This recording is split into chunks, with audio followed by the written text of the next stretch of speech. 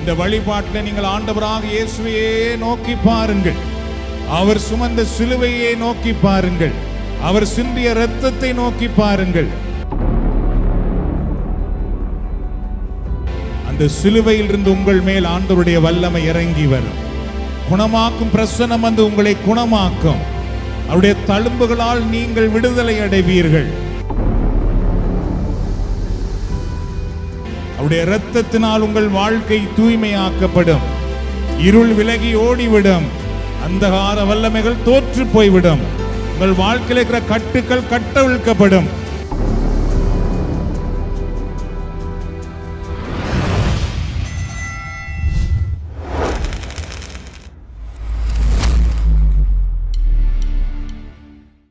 So tonight we are going to meditate on your miracle is behind the stone. உங்கள் அற்புதம் கல்லுக்கு பின்னால் உள்ளது என்ற தலைப்பில் தான் இந்த தவ காலத்திலே நாம் தியானிக்க போகின்றோம். During this holy season of Lent, the church invites us to repentance. இந்த தவ காலத்திலே திருச்சபை நாம் எல்லோரையும் மனம் திரும்புதலுக்காக அழைக்கின்றது. Also the church invites us for renewal. எங்களை புதுப்பிப்பதற்காக அழைக்கின்றது. சரியோ? மனமாற்றம் ஒன்று, இரண்டாவது எங்களை புதுப்பிப்பது என்னொன்று. And also deeper our faith in Christ. கிறிஸ்துவுக்குள், கிறிஸ்துவின் மேல் எங்கள் விசுவாசத்தை ஆழப்படுத்துவதற்காக திருச்சபை நம்மை அழைக்கிறது. One powerful gospel story that teaches about new life is the story of Lazarus. Lazarus என்பவர் உயிர்த்தெழுந்த ஒரு சம்பவத்தை பரிசுத்த வேதாகமத்திலிருந்து நாம் அறிந்து கொள்ளக்கூடியதாக இருக்கின்றது. In John chapter 11 verse 43 to 44 says, Jesus cried out, Lazarus, come out. யோவான் நற்செய்தி நூல் 11ஆம் அதிகாரத்திலே 43 44 வரை உள்ள பகுதிகளை பார்க்கும் பொழுது இயேசு உரத்த குரலில் லாசரே வெளியே வா என்று கூப்பிட்டார் என்று நாம் பார்க்கின்றோம். The dead man came out. மரித்து போன அந்த நபர் உயிர்த்து வெளியே வந்தார் என்று நாம் பார்க்கின்றோம். His hands and feet wrapped with straps, with linens. அவருடைய கரங்கள், அவருடைய கால்கள் எல்லாம் துணியினால் கட்டப்பட்டிருந்தது என்று பார்க்கிறோம். Then Jesus said, untie him and let him go. இயேசு என்ன சொல்லுவார் என்றால், அவருடைய கட்டுக்கள் எல்லாம் கட்டவிழ்த்து அவரை போக விடுங்கள் என்று சொல்லுவதை நாம் பார்க்கின்றோம். In this miracle we see many important points. The one thing, remove the stone. இந்த அற்புத செயலிலே பல விடயங்களை நாம் பார்க்கின்றோம். அதிலே ஒன்று பார்த்தீர்கள் என்றால், அந்த லாசரஸ் உயிர்த்தெழுவதற்கு முன்பு கல்லை அகற்றுங்கள் அப்படி என்று இயேசு சொல்லுவார். அது ஒரு முக்கியமான ஒன்று. அற்புதத்துக்கு முன்பு நடக்க வேண்டிய ஒரு விடயமாக இருந்தது. கல்லை அகற்றுங்கள். John chapter 11 verse 39, take away the stone. யோவான் நற்செய்தி நூல் 11:39, கல்லை அகற்றி விடுங்கள் என்றார். The stone was blocking the tomb. ஏன் அந்த கல்லை அகற்றுங்கள் அப்படி என்று சொல்லுகிறார் என்றால், அந்த கல் கல்லறையை மறைத்திருக்கிறது. அந்த நபர் வெளியே வர முடியாதபடி கல்லறை அது அடைத்து கொண்டிருக்கின்றது. Lazarus could not come out until the stone was removed. Lazarus உள்ளே உயிர்த்தெழுந்தாலும் அந்த கல் அகற்றப்படவில்லை என்றால் அவரால் வெளியே வர முடியாது. அதனால இயேசு என்ன சொல்லுகிறார் என்றால், முதலாவது நீங்கள் கல்லை அகற்றி விடுங்கள். In the same way, sometimes our hearts are blocked by stones. அதுபோலதான் நம்முடைய உள்ளம் கூட பல முறைகளிலே பல கற்களால் அடைக்கப்படுகிறது. such as sin, பாவம் என்கிற கல்லா இருக்கலாம், pride, anger, பெருமையாக இருக்கலாம், கோபமாக இருக்கலாம், jealousy or lack of faith, எங்களுடைய நம்பிக்கை குறைவாக இருக்கலாம், அல்லது போட்டி, எரிச்சல் போன்ற விடயமாக இருக்கலாம். These stones prevent God's grace from working in our life. இந்த கற்கள் எல்லாம் பார்த்தீர்கள் என்றால் கடவுளுடைய அற்புத செயல்கள் நம்முடைய வாழ்க்கையில நடக்காதபடி அவைகளெல்லாம் தடுத்து நிறுத்தி கொண்டிருக்கிறது என்பதை நாங்கள் அறிந்து கொள்ள வேண்டும். இந்த தவ காலத்திலே நாம் எல்லோரும் அற்புதங்களை விரும்புகின்றோம். ஆண்டவர் அற்புதம் செய்ய தயாராக இருக்கின்றார். அவர் அற்புதம் செய்கிறவர் தான். ஆனால் சில கற்கள் நம்முடைய வாழ்க்கையிலே அந்த அற்புதத்தை காண முடியாமல் இருக்குமாக இருந்தால் அந்த கற்கள் அகற்றப்பட வேண்டும். So during the Lent season many people focus on external things. அதனாலே பார்த்தீர்கள் என்றால் இந்த தவக்காலத்திலே நிறைய மக்கள் தங்களுடைய வெளிப்புற விடயங்களிலே அதிகம் கவனம் செலுத்துவார்கள். சரியா? வெளிப்புற விடயங்களிலே அதிக கவனம் செலுத்துவார்கள். We think about what we eat, what we give up. நாங்கள் என்ன சாப்பிடலாம், என்ன சாப்பிடாமல் ஒருக்கலாம் என்பதிலே அதிக கவனம் செலுத்துவோம். What we watch or what we stop doing until Lent is over. நாங்கள் எதை பார்க்கலாம், எதை பார்க்காமல் நிறுத்தலாம், அல்லது இந்த தவக்காலம் முடியும் வரைக்கும் நாம் என்னென்ன விடயங்களை நிறுத்தி வைத்திருக்கலாம். Some people also focus on good spiritual practices. இன்னும் சில மக்கள் சில ஆவிக்குரிய நல்ல பயிற்சிகளை கூட செய்ய நினைக்கிறார்கள். Number 1, are we praying more? அவர்கள் என்ன நினைக்கிறார்கள் என்றால், நான் நிறைய செபிக்கிறேனா இந்த தவக்காலத்திலே அப்படின்னு நினைக்கிறார்கள். Are we meditating on the way of the cross? சிலுவை பாத தியானத்தை நாங்கள் தியானிக்கின்றோமா? Are we going to church regularly? நாங்கள் தவறாமல் ஆலயத்துக்கு போகின்றோமா? Are we going for confession? அதாவது நாம் பாவ சங்கீதனம் செய்வதற்காக போகின்றோமா? All these things are good and important. இவைகள் எல்லாமே முக்கியமானது, அதே நேரத்தில் மிக அவசியமான விடயங்கள் தான். But sometimes we forget the most important question. ஆனால் இவைகள் எல்லாம் அதிக கவனம் செலுத்துகிற நாம் மிக முக்கியமான ஒரு கேள்வியை நாம் மறந்து விடுகிறோம். That is, what must we remove from our heart? எங்களுடைய உள்ளத்தில் இருந்து எதை நான் எடுத்துவிட வேண்டும் என்பதிலே நாம் பல முறை கவனம் செலுத்தாமல் போகின்றோம். ஏனென்றால் அதுதான் அற்புதத்துக்கு நம்மை வழி நடத்தும். அதுதான் கடவுளுடைய ஆசீர்வாதத்துக்குள்ளே, விடுதலைக்குள்ளே நம்மை வழி நடத்தும். நாம் மற்ற விடயங்கள் எல்லாம் எதற்காக செய்கிறோம் என்றால் நம்முடைய உள்ளத்தை தூய்மைப்படுத்துவதற்காக, அதிலே விடுதலை வருவதற்காக. நாம் இதெல்லாம் செய்துவிட்டு உள்ளத்தை கவனிக்காமல் போவோமாக இருந்தால் இதெல்லாம் கடமையாக போய்விடும். ஒவ்வொரு ஆண்டும் நாம் செய்கின்ற ஒரு பயிற்சியாக மாறிவிடுமே தவிர. So Lent is not only about giving up food or habits. ஆகவே தவக்காலம் என்பது எங்களுடைய சில பழக்க வழக்கங்கள் அல்லது சில உணவு வகைகளை நிறுத்துவது மட்டுமல்ல. Lent is about changing our hearts. தவக்காலம் என்பது நம்முடைய உள்ளத்தை மாற்றுகின்ற ஒரு முக்கியமான ஒன்றாகும். Lent is about giving up from our heart. தவக்காலம் என்பது நம்முடைய உள்ளத்திலிருந்து எதை நாம் ஒருக்க போகின்றோம் என்பதாகும். உணவிலிருந்து எதை ஒருக்கலாம், பார்ப்பதிலிருந்து எதை ஒருக்கலாம், அப்படி நாங்கள் நிறைய யோசிக்கிறோம். நம்முடைய உள்ளத்திலிருந்து எதை நாம் ஒருக்க போகின்றோம், எதை விட்டுவிட போகின்றோம் என்பது சிந்திப்பது நமக்கு ஒரு பெரிய ஆசீர்வாதமாகும். We must ask ourselves, do I need to give up anger? நாம எங்களிடத்திலே கேட்க வேண்டியது, நான் என்னிடத்தில் இருக்கிற கோபத்தை விட்டுவிட வேண்டுமா? Do I need to give up jealousy? இன்னொருவர் மேலே படுகின்ற அந்த பொறாமையை, போட்டியை நான் விட்டுவிட வேண்டுமா? Do I need to give up unforgiveness? மற்றவர்களை மன்னிக்காமலேயே இருக்கிறேனே, இதை நான் மாற்றிக்கொள்ள வேண்டுமா, விட்டுவிட வேண்டுமா? Do I need to give up pride, hatred or selfishness? சுயநலத்தை, மற்றவர்களை வெறுப்பதை அல்லது பெருமையை நான் விட்டுவிட வேண்டுமா என்றால் இவையெல்லாம் மிக மிக முக்கியமான ஒன்று. இவைகள் தான் நம்முடைய வாழ்க்கையிலே இருக்கின்ற பெரிய பெரிய தடை கற்களாகும். When we remove these things from our heart, our life begins to change. எப்பொழுது இவைகளை எல்லாம் நாம் அடையாளம் கண்டு எங்களிடத்தில் இருந்து இவைகள் இல்லாமல் போக வேண்டும் என்று நாம் செயல்பட ஆரம்பிக்கின்றோமோ அப்பொழுது எங்களுடைய வாழ்க்கை மாறுவதை காண முடியும். That is a true experience, new life in Christ. அதுதான் கிறிஸ்துவுக்குள் உருவாகின்ற புது வாழ்வினுடைய உண்மையான ஒரு அனுபவமாகும். When our hearts are purified, God's grace, peace and blessing can flow into our life. எப்பொழுது நம்மை நாம் தூய்மைப்படுத்தி கொள்ளுகின்றோமோ அப்பொழுது கடவுளுடைய அருள், கடவுளுடைய சமாதானம், கடவுளுடைய ஆசீர்வாதங்கள் நம்மேல் வருவதை நம்மால் காண முடியும் அன்பானவர்களே.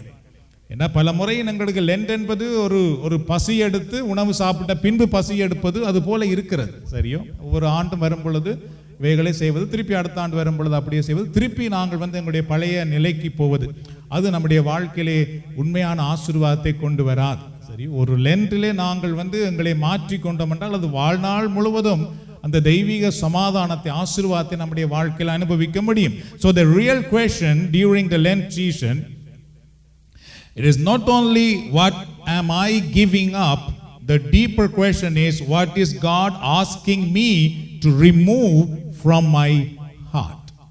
ஆகவே இந்த தவக்காலத்திலே மிக முக்கியமான கேள்வி என்னவென்றால், நான் எதையெல்லாம் ஒருத்தல் செய்து கொண்டிருக்கிறேன் என்பதை விட கடவுள் என்னிடத்தில் எதை விட்டுவிட வேண்டும் என்று எதிர்பார்க்கின்றார். அது மிக முக்கியமான ஒரு கேள்வியாகும். Because the changed heart leads to blessed life in Christ.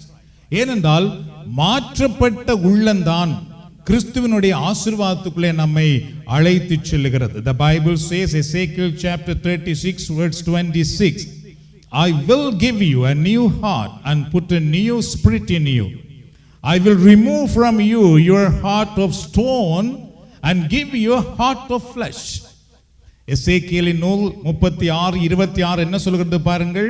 நான் உங்களுக்கு புதிய இதயத்தை அருளுவேன், புதிய ஆவியை உங்களுக்குள் புகுத்துவேன், உங்கள் உடலில் இருந்து கல்லான இதயத்தை எடுத்துவிட்டு சதையான இதயத்தை பொருத்துவேன். இதுதான் இந்த தவக்காலத்திலே ஆண்டவர் இயேசு நமக்கு செய்ய விரும்புவது. கடவுள் எங்களுக்கு ஒன்று செய்ய விரும்புகிறார். நாம் கடவுளுக்கு எத்தனையோ செய்து கொண்டிருக்கின்றோம். ஆனால் கடவுள் எங்களுக்கு செய்ய விரும்புவது பாருங்கள், நானோ உங்களுடைய கல்லான இதயத்தை எடுத்துவிட்டு சதையான இதயத்தை உங்களுக்கு கொடுப்பேன், உங்களுக்குள்ளே நான் புதிய ஆவியை நான் ஊற்றுவேன். கரங்களை ஆண்டவருக்கு நன்றி செலுத்துவோம். So God wants to remove something from our heart, not only from our external life. நம்முடைய வெளிப்புற விடயங்கள் இருந்து மட்டும் சிலவற்றை அகற்றுவது மட்டுமல்ல, நம்முடைய உள்ளத்திலிருந்து கூட சிலவற்றை அகற்றுவதற்கு ஆண்டவர் விரும்புகிறார். அது கடவுளால் மட்டும்தான் முடியும். கல்லான இதயத்தை நம்மால் எடுக்க முடியாது, அது ஆண்டவரால் மட்டும்தான் எடுக்க முடியும். பரிசுத்த ஆவியானவரை நாம் எங்கு இருந்தும் வேண்டிக் கொள்ள முடியாது, அது ஆண்டவர் தான் நமக்கு கொடுக்கிறவராக இருக்கின்றார். A heart of stone means a heart that hot. அதாவது கல்லான இதயத்தை எடுக்கிறேன். கல்லான இதயம் அப்படின்னு திருமறை சொல்கிறது அல்லவா? அந்த கல்லான இதயம் என்னென்றால் கடுமையான உள்ளம். But God promised something beautiful. He says, I will give you a heart of flesh. ஒரு மென்மையான இதயத்தை உங்களுக்கு கொடுப்பேன். A heart that loves, the heart that forgives. கடவுள் நம்ம கொடுக்கிற இதயம் பாருங்கள், எல்லோரையும் அன்பு செய்கிற இதயமாக இருக்கும், எல்லோரையும் மன்னிக்கிற இதயமாக மாறிவிடும். And listen to God. கடவுளுடைய சத்தத்தை கேட்கிற இதயமாக மாறிவிடும். இதுதான் நம்முடைய வாழ்க்கையிலுமே முக்கியமான ஒன்று. நாம் பலமுறை என்ன செய்கிறோம் என்றால், நான் மன்னிக்கிறேனா, நான் அன்பு செய்கிறேனா, இதை ஒருக்கிறேனா, இதை விட்டு விடுகிறேனா, நம்மால் ஒன்றும் செய்ய முடியாது அன்பானவர்களே, கடவுளால் தான் முடியும். கடவுள் எங்களுக்கு புதிய இதயத்தை கொடுப்பார் என்றால், எல்லோரையும் இதுவரைக்கும் நான் வெறுத்து கொண்டிருந்த நானே எல்லோரையும் அன்பு செய்கிறவனாக மாறி விடுவேன், எல்லோரையும் மன்னிக்கிறவனாக மாறி விடுவேன். For a tree, the root is more important than the leaves and fruits. ஒரு மரத்தை எடுப்பீர்களாக இருந்தால், அந்த மரத்தில் இருக்கின்ற பழங்களை விட, மரத்தில் இருக்கிற இலைகளை விட எது முக்கியம் தெரியுமா? வேர் தான் முக்கியம். நாம் நிறைய வெளியடையாளம் தான் பார்க்கின்றோம், உள்ளே மறைந்திருக்கிற வேரை நாம் யாரும் கவனிப்பதில்லை, அதை பற்றி சிந்திப்பது கூட இல்லை. If the root dies, the tree cannot produce leaves or fruits. இந்த வேர் மட்டும் மரித்து போய் விட்டதென்றால் அந்த மரத்தினால் கனிகளும் கொடுக்க முடியாது, அதிலே இலைகளும் இருக்க முடியாது. In the same way, our heart is the root of our life, for our life. அதுபோல எங்களுடைய உள்ளம் பார்த்தீர்கள் என்றால் அதுதான் ஒரு வேராகும் நம்முடைய வாழ்க்கைக்கு. If our heart is not right, our life will not bear good fruits, my friend. நம்முடைய உள்ள மட்டும் சரியில்லை என்றால் நம்மால் ஒரு போதும் நல்ல கனி கொடுக்க முடியாது. நாம் கிறிஸ்தவர்களாக இருக்கலாம், தவக்காலங்களை அனுசரிக்கலாம், நிறைய சுபங்கள் செய்யலாம், இறைவார்த்தை வாசிக்கலாம். நம்முடைய உள்ளம் என்கிற அந்த வேர் சரியாக வரவில்லை என்றால் நம்மால் நல்ல கனி கொடுக்க முடியாது. நற்கனி கூடாத மரம் எல்லாம் என்ன செய்யப்படுமாம்? இயேசு சொன்னார், வெற்றுண்ட அக்கினியிலே போடப்படும். So but when God change our heart, our life also begins to change. அவை கடவுள் நம்முடைய உள்ளத்தை மாற்ற ஆரம்பிப்பார் என்றால், மாற்றுவார் என்றால் நம்முடைய வாழ்க்கையே மாறிவிடும். அது மிக முக்கியமான ஒன்று. Imagine a window covered with thick dust. ஒரு ஜன்னல் ஒரு சரியான ஒரு தூசியினால் நிறைந்து போயிருக்கிறது அப்படின்னு எண்ணி பாருங்கள். The sunlight is outside but it cannot enter the room until the dust is cleaned. வெளியாலே சூரிய வெளிச்சம் இருக்கும், ஆனால் அந்த வெளிச்சம் உள்ளுக்கு வராது வீட்டுக்குள்ளே. ஏனென்றால் அந்த ஜன்னல் முழுவதும் பார்த்தீர்கள் என்றால் மிக கடுமையான தூசியினால் தூசு படிந்து போயிருக்கின்றது. God grace is always there, but His sin blocked the light. அதுபோலதான் கடவுளுடைய அருள் எப்பொழுதும் எங்களை சுற்றியே இருக்கிறது. அது ஒருபோதும் ஒருவருக்கு கூட ஒருவருக்கு குறைவு அப்படியெல்லாம் அல்ல. எல்லோருக்கும் சூரிய வெளிச்சம் மாதிரி கடவுளுடைய அருள் எல்லாருக்கும் ஒரே மாதிரி தான் இருக்கிறது. ஆனால் அது உள்ளுக்குள்ள வருதில்லை. ஏனென்றால் பலருடைய வீடுகளிலே அந்த எண்ணெய் எல்லாம் அந்த கடவுளுடைய அருள் வர முடியாதபடி தூசு படிஞ்சிருக்கிறது. Lent is the time to clean our heart. அதனால தவக்காலம் என்பது நம்முடைய உள்ளத்தை துப்புரவு செய்கின்ற ஒரு காலம். And remove the stone that block God's divine light. அதுபோல கடவுளுடைய தெய்வீக ஒளியை தடுத்து நிறுத்துகிற அந்த கற்களை அகற்றுகிற ஒரு காலமாகும். Saint Augustine once said, God created us without us, but He will not save us without us. புனித அகஸ்தினர் என்ன சொல்லுகிறார் என்றால், கடவுள் நாம் இல்லாமல் நம்முடைய அனுமதி இல்லாமலேயே நம்மை படைத்தார்.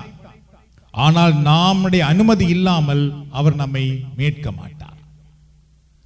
நம்முடைய அனுமதி இல்லாமல் அவர் படைத்தார், ஆனால் நம்முடைய அனுமதி இல்லாமல் கடவுள் நம்முடைய வாழ்க்கைக்குள்ளே ஒன்றையுமே செய்ய மாட்டார். So this means God's want to save us, but we must cooperate with God by removing the stone from our life.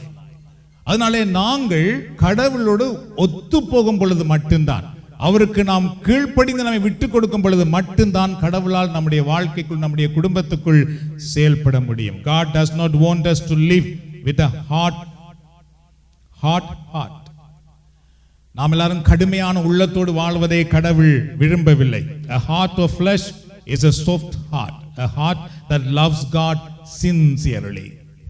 ஆண்டவர் இயேசு நமக்கு ஒரு மென்மையான இதயத்தை தர விரும்புகிறார். அந்த இதயம் உண்மையாகவே ஆண்டவரை அன்பு செய்கிற இதயமாக மாறிவிடும்.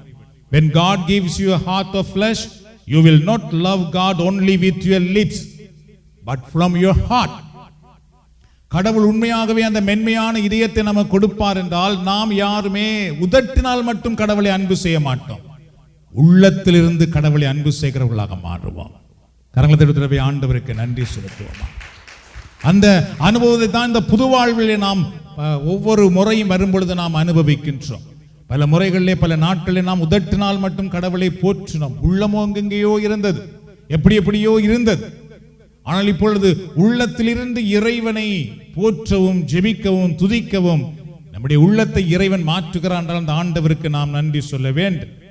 Psalm 1 and verse 2 says, His delight is the law of the Lord, and in His law He meditates day and night. திருப்பாடல்கள் 1:2 என்ன சொல்கிறது பாருங்கள். அவர் ஆண்டவரின் திருச்சட்டத்தில் மகிழ்ச்சி உறுவார், அவரது சட்டத்தை பற்றி இரவும் பகலும் சிந்திப்பார். You will desire to read and meditate on God's word day and night. எங்களுடைய உள்ள மாற்றப்படும் பொழுது நடக்கிற சில முக்கியமான சம்பவங்கள் இருக்கிறது, அதை நாம் அறிந்து கொள்ள வேண்டும். நாம் இரவும் பகலும் கடவுளுடைய வார்த்தையை பற்றி சிந்திக்கிறவர்களாகவும் தியானிக்கிறவர்களாகவும் கேட்கிறவர்களாகவும் மாற்றப்படுவோம். ஏனென்றால் நம்முடைய உள்ளம் அதைத்தான் தேடிக்கொண்டிருக்கும். அதுவரைக்கும் உலகத்தை தான் தேடிக்கொண்டிருக்கும். ஆனால் இப்பொழுது நம்முடைய உள்ளம் உலகத்தை விட ஆண்டவர் இயேசுவையே தேடிக்கொண்டிருக்கும். Prayer will not be something you do only when you have needs. சுபம் என்பது எப்பொழுது நமக்கு தேவை வருகிறதோ அப்பொழுது மட்டும் ஓடி போய் செபிக்கிறவர்களாக நாம் இருக்க மாட்டோம். You will pray because you love God and desire His presence. நானும் நீங்களும் கடவுளை அன்பு செய்வதனாலும் அவருடைய பிரசன்னத்தை தேடுவது நிமித்தமும் நாங்கள் செபிக்கிறவர்களாக மாற்றப்படுவோம். The result of this life is described in Psalm 1 and verse 3. அதனுடைய பயன் என்ன தெரியுமா அன்பானவர்களே? இந்த சங்கீதத்திலே சொல்லுகிறது. எதனுடைய பயன்? நாங்கள் இறைவார்த்தை அல்லும் பகலும் தியானிப்பதினாலும், உதட்டினால் அல்லாமல் உள்ளத்திலிருந்து நாம் செபிக்கிறதினாலும் நமக்கு ஒரு பலன் உண்டு. கடவுள் பலன் வச்சிருக்கிறார்.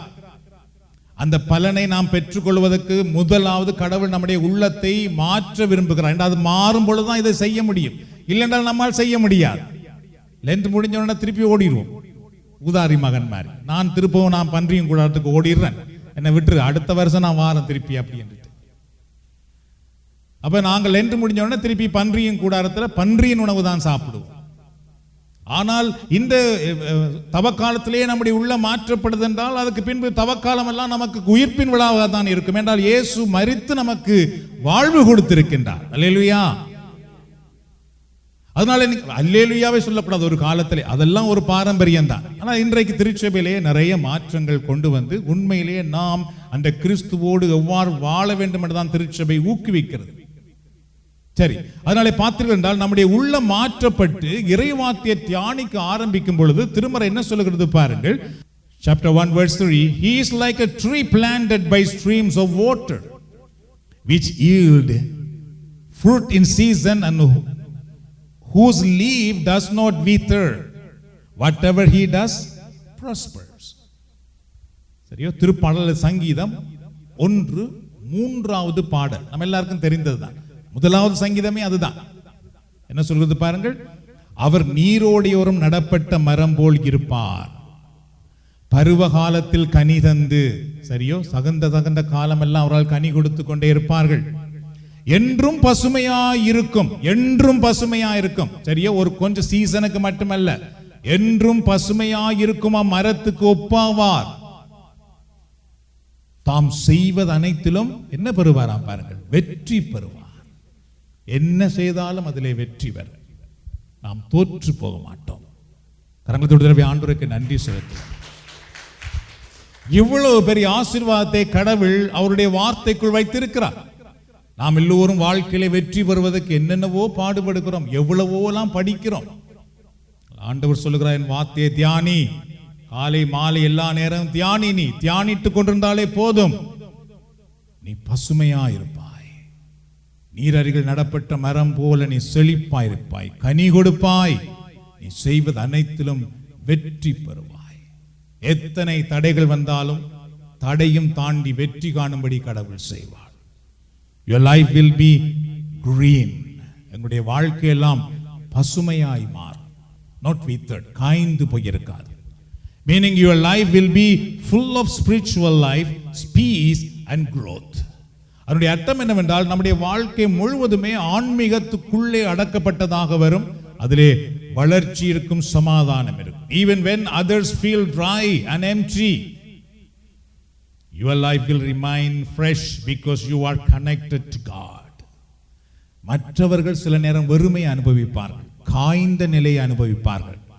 நானும் நீங்களும் கடவுளுடைய வார்த்தையை தியானிப்பது நிமித்தம் எப்பொழுதும் பசுமையாயிருப்போம். பைபிள் சொல்லுகிறது. கரங்கள் தட்டி ஆண்டவருக்கு நன்றி சொல்லுங்கள்.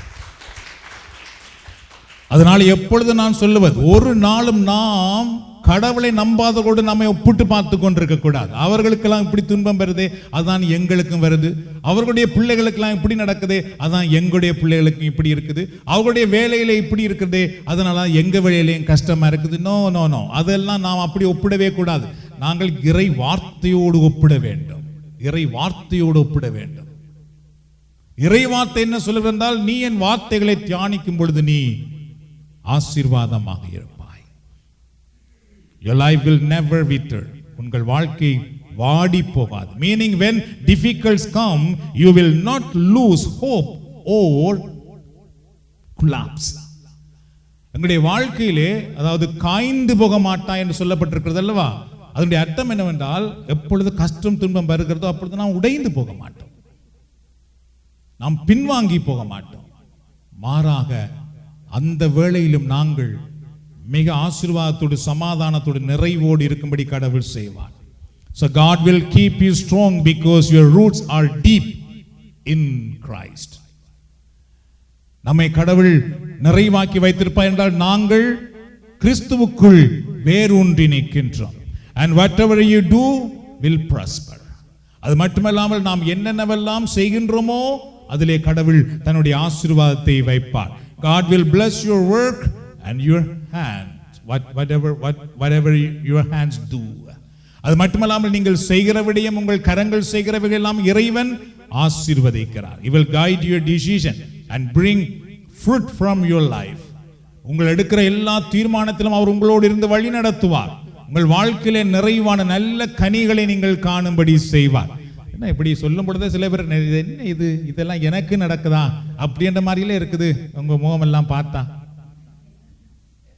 ஏன்னா இது கடவுள் எங்களை பார்த்து சொல்றார், நீ தான் இப்படி இருப்பா, நீ தான் இப்படி இருப்பா, நீ தான் இப்படி இருப்பான். இப்ப நாம எல்லாரும் அல்லேலூயா சொல்ல, நீங்க எல்லாம் கேட்கும் பொழுது ஆமேன் அல்லேலூயா என்று உங்களாலே நீங்க சொல்லணும். கடவுளே உங்களை பார்த்தா இது என்னடா இது, நான் எல்லாம் இவ்வளவு ஆசீர்வாதம் கொடுக்குறேன்னு சொல்லி கொண்டிருக்கிறேன், என்னுடைய பிள்ளைகள் எல்லாருமே வாடியெல்லாம் இருக்கிறார்கள் அப்படி என்று எப்படி நாங்கள் வாடி இருக்க முடியும்?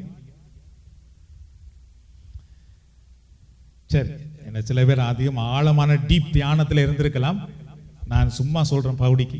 Okay, the last part. So this is what God's want to see in our life. எங்களுடைய வாழ்க்கையில கடவுள் ஒன்றை பார்க்க விரும்புகிறார், அது மிக முக்கியம். மனிதர்கள் பார்க்க விரும்புவதை நாம் அதிகம் சிந்திக்கிறோம். நாங்கள் தவக்காலத்தில் இது செய்கிறோமா, அது செய்கிறோமா, அங்கு போகிறோமா, இங்கு போகிறோமா, மற்றவர்கள் என்ன நினைப்பார்கள், இதுதான் நாம் சிந்தித்துக் கொண்டிருக்கிறோம். கடவுள் எங்களை பற்றி என்ன பார்க்கிறார் என்பதை நாம் பார்க்க வேண்டும். கடவுள் என்ன பார்க்கிறான், உன் உள்ளத்தை மாற்று, நான் உன்னை ஆசீர்வதிக்க விரும்புகிறேன், நீ என்னுடைய ஆசீர்வாதத்தோடு நிறைவா இருக்க வேண்டும் என்று நான் விரும்புகிறேன். நீ காய்ந்து போய் இருக்கக்கூடாது, நீ நற்கனி கொடுக்காமல் இருக்கக்கூடாது, நீ எப்பொழுதும் பசுமையா இருக்க வேண்டும். அதான் கடவுள் எங்களிடத்தில் எதிர்பார்க்கிறார். அதை தான் இந்த தவக்காலத்திலும் கடவுள் நமக்கு செய்ய விரும்புகிறார். A heart that truly love God. கடவுள் நம்முடைய உள்ளத்தை உண்மையாகவே நாம் இறைவனை அன்பு செய்கிற உள்ளமாக இருக்கிறதை அவர் பார்க்க விரும்புகிறார். A life rooted in his word. அவருடைய வார்த்தைக்குள்ளே ஆழமாக வேரூன்றி வருகிற வாழ்க்கையை ஆண்டவர் பார்க்க விரும்புகிறார். And life that grows like a tree planted beside that river. ஒரு ஆறு அருகிலே, நீரோடை அருகிலே நடப்பட்ட மரம் எப்படி இருக்குமோ அப்படி நாங்கள் இருக்கிறதை கடவுள் பார்க்க விரும்புகிறார். அன்பானவர்களே, அதை தான் கடவுள் பார்க்க விரும்புகிறார். May God bless you and your family. ஆண்டவர் தாமே உங்களையும் உங்கள் குடும்பத்தையும் ஆசீர்வதிப்பாராக. இந்த நேரத்திலே நாம் இந்த தவக்காலத்திலே நாங்கள் கேட்ட அந்த வார்த்தைக்காக நாம் இப்பொழுது செபித்து, அதற்கு பின்பு இந்த நேரத்திலே உங்களுக்காக எண்ணெய் பூசி நாம் ஆசீர்வதித்து செபிக்க போகின்றோம். எண்ணெய் பூசி செபிப்பதனுடைய நோக்கம் என்னவென்றால், தொடக்க திருச்சபையிலே நோயாளிகளுக்கு திருத்தூதர்கள் எண்ணெய் பூசி செபிக்கும் பொழுது அவர்கள் குணமடைந்தார்கள். ஆகவே நாமும் அந்த எண்ணெயை பூசி உங்களை ஆசீர்வதிக்கிறோம். அதன் வழியாக கடவுளும் உங்களை ஆசீர்வதிக்கிறவராக இருக்கின்றார். ஆகவே இன்றைக்கு நாங்கள் கேட்ட செய்தி என்னவென்றால், கடவுளுடைய ஆசீர்வாதம், அதாவது கல்லுக்கு பின்னாலே தான் கடவுளுடைய ஆசீர்வாதம் இருக்கிறது. இந்த கல் அகற்றப்படும் பொழுது மட்டும்தான் கடவுளுடைய ஆசீர்வாதம் நம்முடைய வீட்டுக்குள், நம்முடைய குடும்பத்துக்குள் வர முடியும். அந்த கல் என்ன என்பதை கடவுள் எங்களோடு பேசுகிறார். உங்கள் ஒவ்வொருவருக்கும் வித்தியாசமான கற்கள் உண்டு. உங்களுக்கு வேற கல் இருக்கலாம், எனக்கு வேற கல் இருக்கலாம். அதை நாம் அகற்றினோம் என்றால் லாசரஸ் உயிரோடு வழியே வந்தது போல ஆண்டவர் எங்களையும் வெற்றியோடு வழி நடத்துவார். நாம் ஜெபிக்கலாம். எல்லாரும் எழுந்து நின்று ஆண்டவருடைய கரங்களை அர்ப்பணிப்போம். உம்மை போற்றுகின்றோம், உம்மை புகழுகின்றோம், நன்றி கூறுகின்றோம். உம்மை போற்றுகின்றோம், உம்மை புகழுகின்றோம், நன்றி கூறுகின்றோம். உம்மை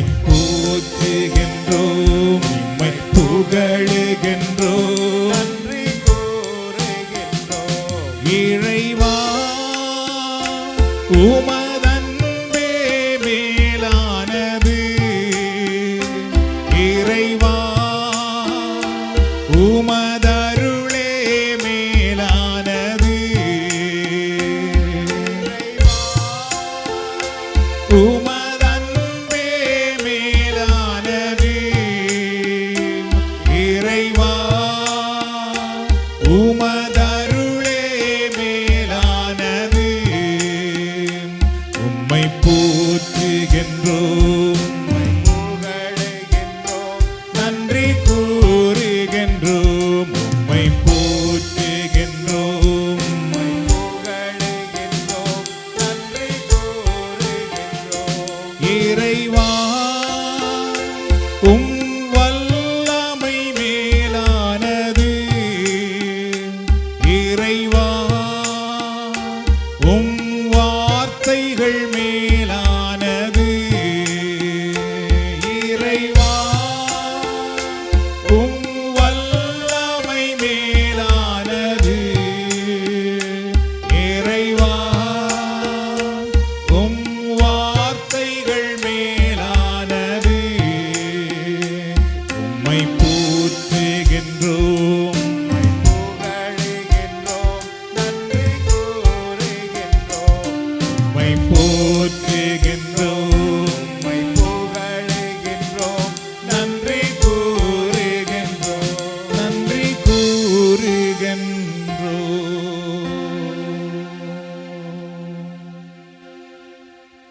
கரங்களை விரித்துக் கொள்ளுங்கள் அல்லது கரங்களை மார்போடு வைத்துக் கொள்ளுங்கள். இது ஜெப நேரம். எல்லாரும் உங்கள் கண்களை இறுக்கமாக மூடிக்கொள்ளுங்கள். எந்த பிராப்புக்கும் இடம் கொடுக்க வேண்டாம். பரிசுத்த ஆவியானவருடைய பிரசன்னத்தை உணருங்கள்.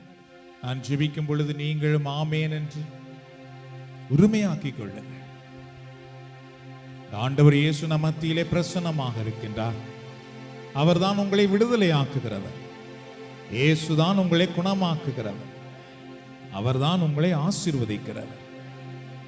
அன்பின் ஆண்டவரே, உம்முடைய பிரசன்னத்துக்காக நன்றி செலுத்துகிறோம். நீர் கல்லறையிலே இல்லை, எங்களோடு எங்கள் மத்தியிலே உயிரோடு இருக்கிறீர். உம்முடைய பிள்ளைகள் உம்மை தேடி இந்த இடத்திலே வந்திருக்கிறார்கள். உம்முடைய ஆசீர்வாதத்துக்காக வந்திருக்கிறார்கள். உம்முடைய விடுதலைக்காக, உம்முடைய சுகத்துக்காக, உம்மிடத்திலிருந்து வல்லமை அபிஷேகத்தை பெற்றுக்கொள்வதற்காக, தங்களுடைய குடும்பத்துக்கு வேண்டிய வாழ்வை பெற்றுக்கொள்வதற்காக இந்த இடத்திலே வந்திருக்கிறார்களே. உடைய வார்த்தை வழியாக பேசின ஆண்டவரே, இந்த நேரத்தில் உடைய வல்ல கரத்தினால் ஒவ்வொருவரையும் ஆசீர்வதிப்பீராக, ஆசீர்வதிப்பீராக. லாசர்வே வெளியே வா என்று நீர் அழைத்தது போல இங்கு வந்திருக்கிற ஒவ்வொருவரையும் நீர் பேர் சொல்லி அழைப்பீராக. இவர்களுக்கு வேண்டிய ஆசீர்வாதத்தை இவர்களுக்கு தனித்தனியாய் தந்து ஆசீர்வதிப்பீராக. உம்முடைய ஆசீர்வாதங்கள், உம்முடைய சத்தம், உம்முடைய தூய ஆவியின் வல்லமை இவர்களுக்குள், இவருடைய குடும்பத்துக்குள் வர முடியாதபடி இப்பொழுது என்ன தடைகள் இருக்கிறதோ அவைகள் நீங்கும்படி நாங்கள் ஜெபிக்கிறோம், நீங்கும்படி ஜெபிக்கிறோம். ஆண்டவரே, இயேசுவின் நாமத்தில் அவைகள் நீங்குவதாக, இயேசுவின் நாமத்தில் அவைகள் நீங்குவதாக. மனிதனால் முடியாத, ஆனால் உம்மால் முடியும். ஆண்டவரே, எங்கள் உள்ளத்தை நீர் மாற்றுவீராக, எங்கள் உள்ளத்தை நீர் மாற்றுவீராக. கல்லான இதயத்தை எடுத்து போடுவீராக, சதையான இதயத்தை எங்களுக்கு கொடுப்பீராக.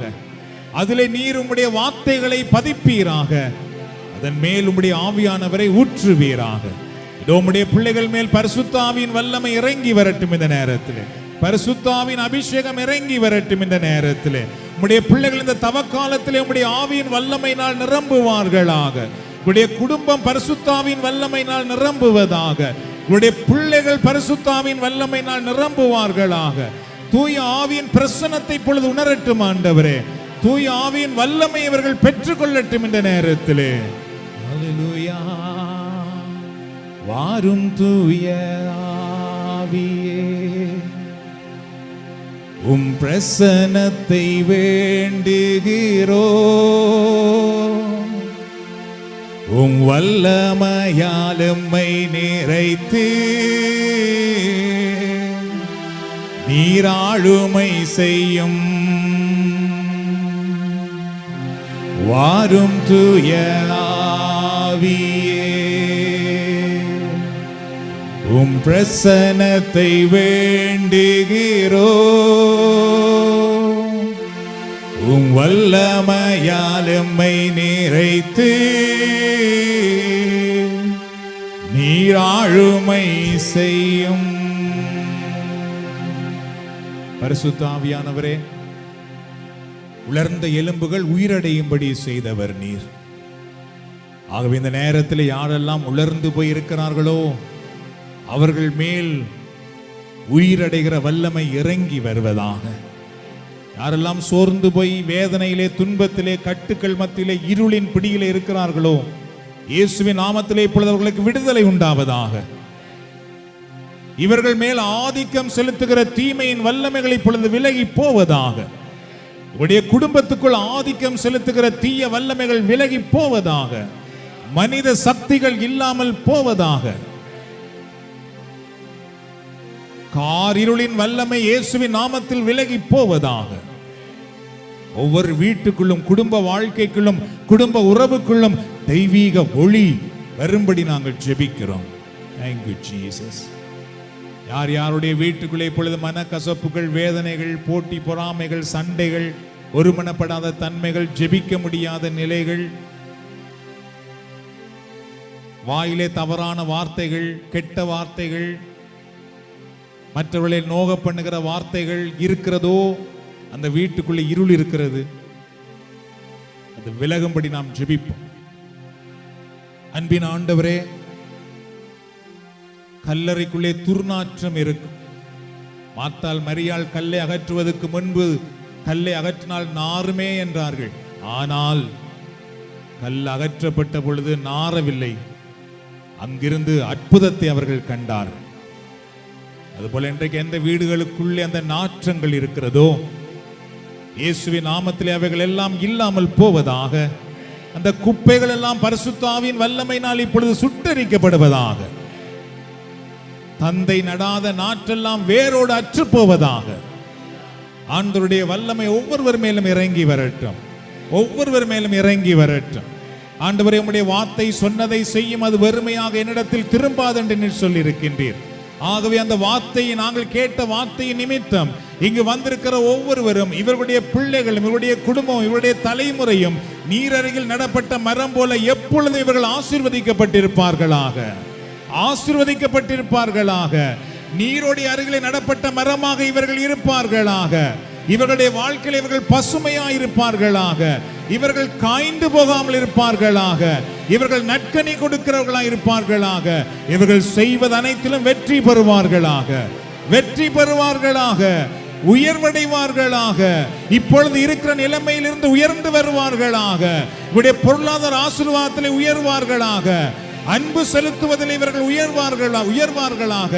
மன்னிப்பதிலே, விட்டு கொடுப்பதிலே, ஏற்றுக்கொள்வதிலே இவர்கள் பெருகுவார்களாக. ஆண்டவருடைய வல்லமை வெளிப்படுவதாக. இவருடைய நற்செயல்களை கண்டு மற்றவர்கள் உம்மை போற்றுவார்களாக. கடவுளுடைய நாமத்தை மகிமைப்படுத்துவார்களாக. நன்றி கூறுகிறோம் அப்பா. நன்றி செலுத்துகிறோம் ஆண்டவரே. நன்றி செலுத்துகிறோம் அப்பா. இதோ ஆண்டவரே, இயேசுவின் நாமத்திலே எல்லா தீமைகளையும் அகற்றுகிறோம். இப்பொழுது பொல்லாத பிசாசை விரட்டுகிறோம். இப்பொழுது அந்தகார வல்லமையை விரட்டுகிறோம். இப்பொழுது பில்லி சூனியங்கள், மந்திரங்கள், ஏவுதல்கள், செய்வினைகள் எல்லாமே இயேசுவின் நாமத்திலே இப்பொழுது செயலற்று போவதாக. செயலற்று போவதாக.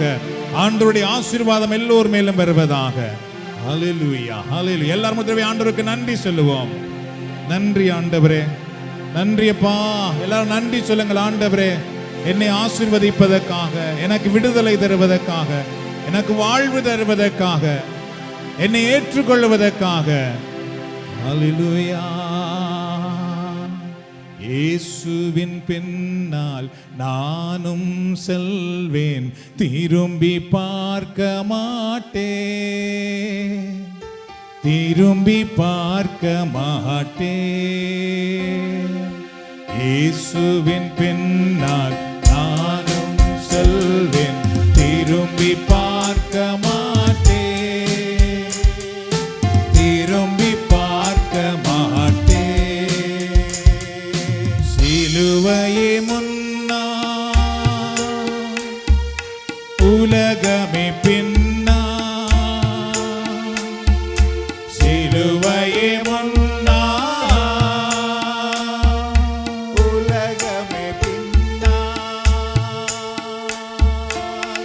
இயேசு செந்திய குருதியிலே